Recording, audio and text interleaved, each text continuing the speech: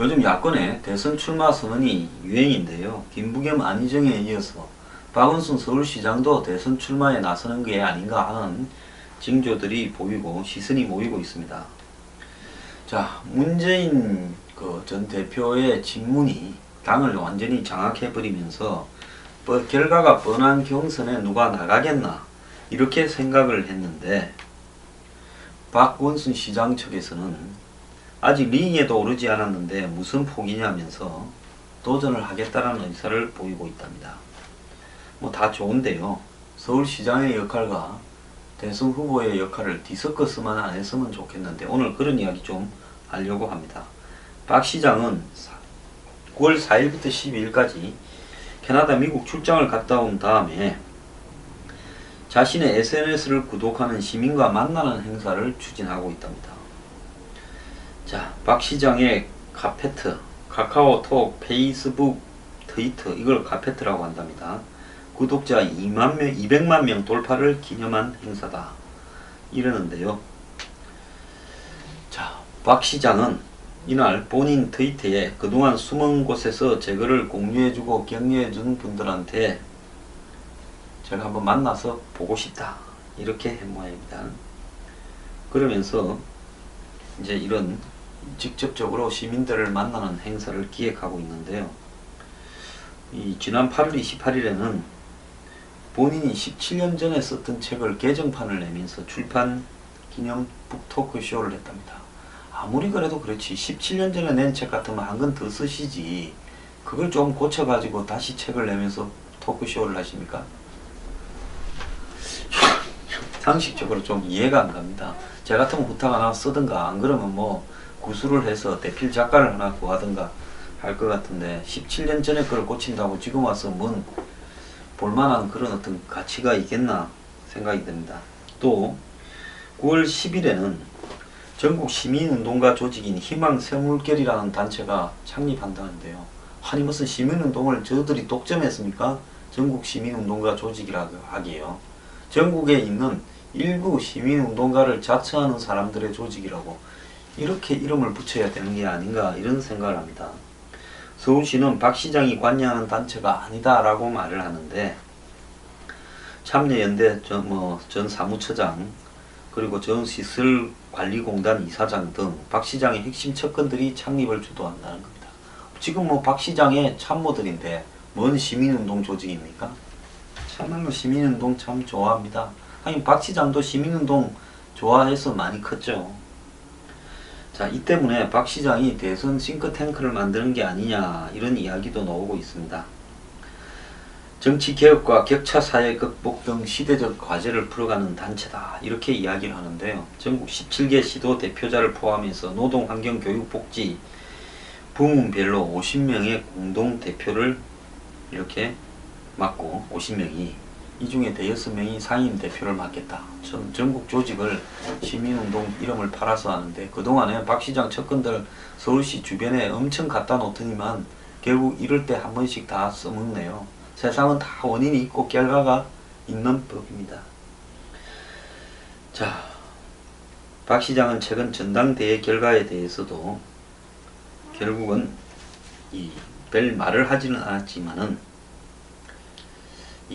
박 시장이 뛰어들 만한 환경이 아니고 좀 어려워졌지만은 어쨌든 대선 경선이라는 링 위에 한번 뛰지 그냥 기권은 안 한다.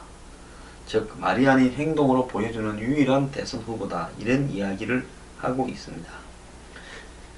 메르스 사태를 계기로 얻은 경험을 실천력으로 이렇게 국민 앞에 보여주겠다는 겁니다.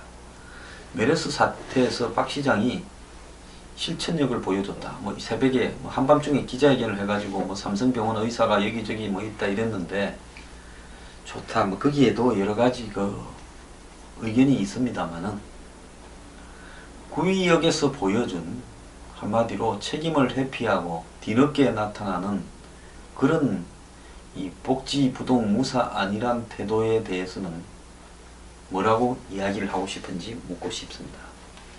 그럼 박 시장이 시장직을 던질 거냐? 박 시장은 더민주당 내에 86그룹 그 다음에 민평년, 즉 김건태 의원 그룹 등을 자주 만나고 있고, 당내에서는 김종인 전 대표의 페이스북을 공유하며 김종인 위원장님 너무 고생하셨습니다 라고 쓰기도 했답니다. 제가 볼 때 뭐 김종인 전 대표가 박 시장을 크게 좋아할 것 같지도 않습니다. 왜? 박 시장은 안보 문제에서 김종인 전 대표와 의견차가 많을 거라고 생각되고 사드 배치에도 반대할 거라고 생각이 들기 때문에 뭐 다른 거는 다른 거 아닙니까? 박 시장의 경우에는 안희정이야 나이가 있으니까 이번에 뛰는 척 하다가 말고 다음에 뛰면 되기 때문에 지사직을 유지한 채 하는 척 몇 달 할 수는 있을 거라 보이지만 박 시장은 좀 입장이 또 다르다는 겁니다. 그래서 나간다면 배수진을 쳐야 될 거다라고 이야기를 하고 있습니다. 자, 그런데 오늘 조선일보 사설에 보면 요즘 서울시 사업 뭔가 쫓기듯하다라는 사설이 났습니다. 서울시가 2020년까지 도심과 외곽을 잇는 자전거 도로 16개 구간에 201km를 237억을 들여서 조성할 거라는데요. 기존 자전거 도로는 강변, 천변 위주고 도심 구단은 군데 끊겨 있어서 자전거 타기에는 불편하다. 그래서 새 자전거 도로 113km를 만들어서 끊어지지 않고 매끄럽게 자전거 도로를 연결하겠다라고 이야기를 한답니다. 뭐 이런 게 있으면 좋죠. 근데 참 뭐 네덜란드 같은 자전거 어떤 도시를 이야기하는 것과 한국적 현실에서 자전거 출퇴근과 자전거 도시라는 부분이 가능한가? 그럼 이런 자전거 도로를 만드는 드는 돈은 누가 부담할 것인가? 과연 행정에도 우선순위가 있는 거 아니냐? 돈만 무한대로 많으면 자전거 도로뿐만 아니라 유모차 도로도 만들어주고, 예? 요즘 뭡니까? 킥보드 도로도 만들어주고, 전동보드 도로도 만들어주고, 다 하면 좋지요. 그런데 그런 형편이 안 되니까 이런 식으로 몇 사람이 타고 출퇴근하는 도로를 위해서 113km를 만들 필요가 있느냐 생각해 볼 부분이 분명히 있다고 봅니다. 자, 여유 공간 하나 없이 건물 도로가 빽빽하게 들어찬 서울에 5년 동안 201km의 자전거 도로를 조성하는 것이 과연 가능하겠는가라는 의문도 있습니다. 무리하게 자전거 도로를 만들면서 기존의 차로는 더 좁아져서 교통 혼잡이 생길 수도 있고, 인도에 만든 자전거 길은 주차장으로 변하거나 입간판이 늘어서 있어 금방 그어놨지 자전거는 다니지 않는 곳이 한두 군데가 아닙니다. 저는 한국에 한강변이나 외곽 말고 자전거 도로를 없애기 바랍니다. 뭔 자전거 도로입니까? 인도하고 차도도 박이 터지는데요. 지금 서울시 계획으로는 박원순 시장 임기가 끝나는 2018년까지 대부분의 구간을 완성하겠다는데, 자전거 길 사업을 성공시키려면 안전성, 편의성이 입증된 성공 모델을 만들어 다른 지역 시민들로부터 우리도 자전거 길을 만들어 달라라는 말이 나오도록 해야 되는데, 그런 다음에 자전거 길을 단계적으로 확대해 나가야지 돈만 낭비하는 유령 자전거 길을 만들어서 되겠느냐는 겁니다. 네덜란드는 원래 자전거를 전통적으로 많이 타는 나라입니다. 베트남 같은 데 가도 많이 타지 않습니까? 그건 전통이 있는 거예요.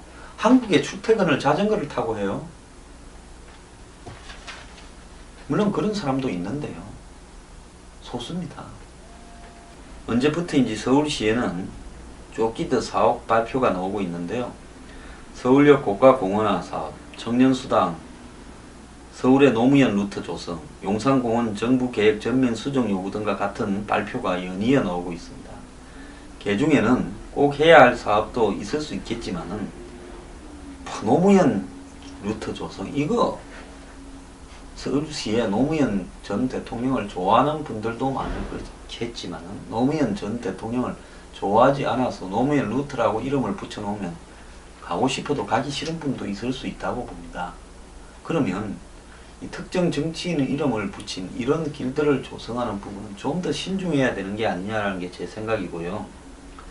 자, 이분요, 대선 출마하려고 한마디로 선거 캠페인으로 이런 전시 행정적인 사업을, 과거에 이명박 전 대통령이나 오세훈 전 시장을 비판을, 토목이 전시 행정을 했다고 비판해놓고 본인도 지금 그에 못지않은 출마와 관련된 업적 컴플렉스에 시달리는 거 아니냐, 이런 생각이 듭니다.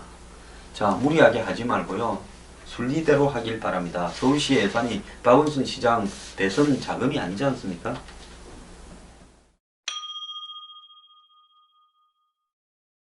국민의 81%가요. 법 앞에 평등하지 않다라고 헌법재판소가 실시한 여론조사에서 나왔습니다. 6,552명을 상대로 이렇게 조사를 했는데요. 자, 이 결과를 보면 법치주의의 심각한 위기다. 국민들이 유전무죄, 무전유죄를 갖다가 이렇게 믿고 있다. 이렇게 생각을 한다는 겁니다. 그래서 이런 법조계의 부조리를 수도 없이 목격을 하면서 법에 대해서 국민들이 신뢰를 하고 있지 않다는 겁니다. 이쯤 되면 이 법을 가지고 국민들 앞에 복종을 시키는 것이 가능한가라는 데 대해서 의문이 드는데요. 자, 연령별로는 나이가 많을수록 이렇게 부정적인 응답이 높았다는 겁니다. 세상 살아보니까, 경험해보니까 법이 공평하지 않다 느끼는 거죠. 또 평등하지 않다면 그 원인은 무엇이냐라고 질문을 하니까 응답자의 23%가 사회지도층의 특권의식이다. 또 이 불평등한 사회 구조적 문제다. 20%, 원칙 없는 법 집행이다. 16.4%, 이런 것들을 꼽았습니다. 그래서 사회지도층이 법치주의를 무시하고 있는데 국민들이 사회지도층의 특권의식을 문제의 원인으로 지적한 것은 이 부분을 잘 드러낸 거다라고 이야기를 하고 있습니다.